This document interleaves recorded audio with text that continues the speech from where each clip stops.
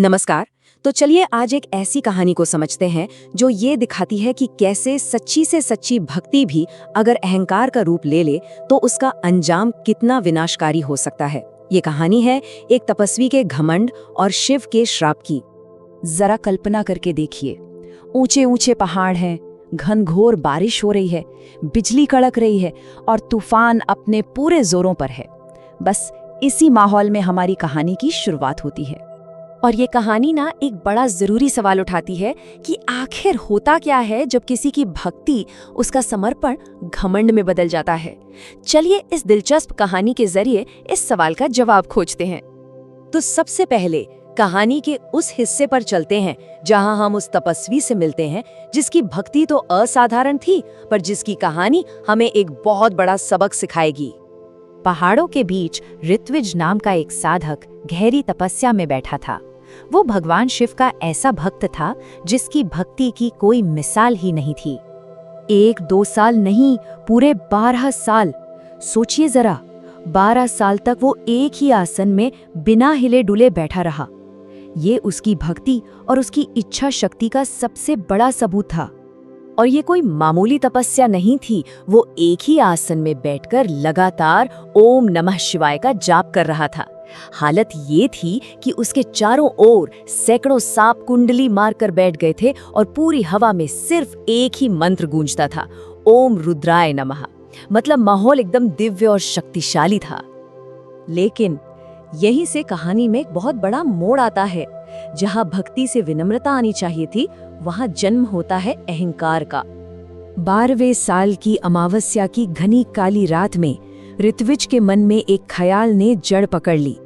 एक ऐसा ख्याल जो उसकी सारी तपस्या पर पानी फेरने वाला था।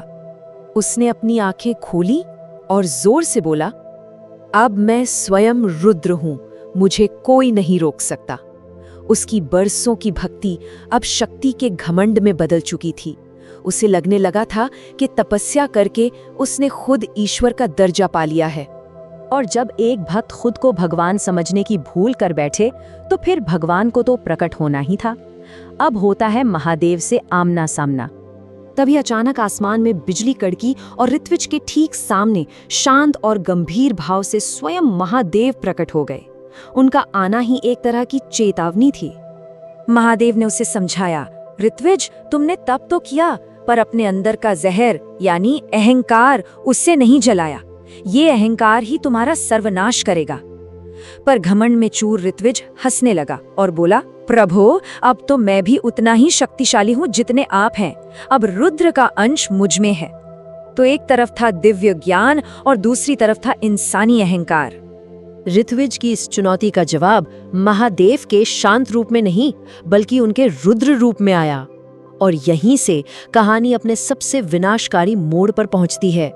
महादेव की आंखें क्रोध से एकदम लाल हो गईं। ये एक छोटा सा लेकिन बहुत शक्तिशाली संकेत था कि अब कुछ बहुत बड़ा होने वाला है।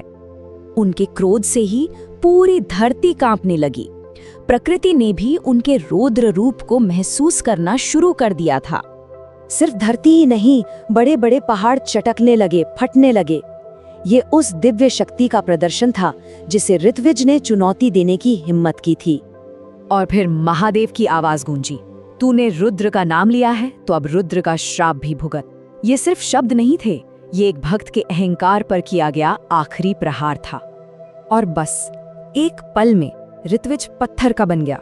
उसका शरीर तो पत्थर का हुआ ही, लेकिन उसकी आत्मा, उसकी चेतना हमेशा हमेशा के लिए उसी पत्थर में कैद हो गई।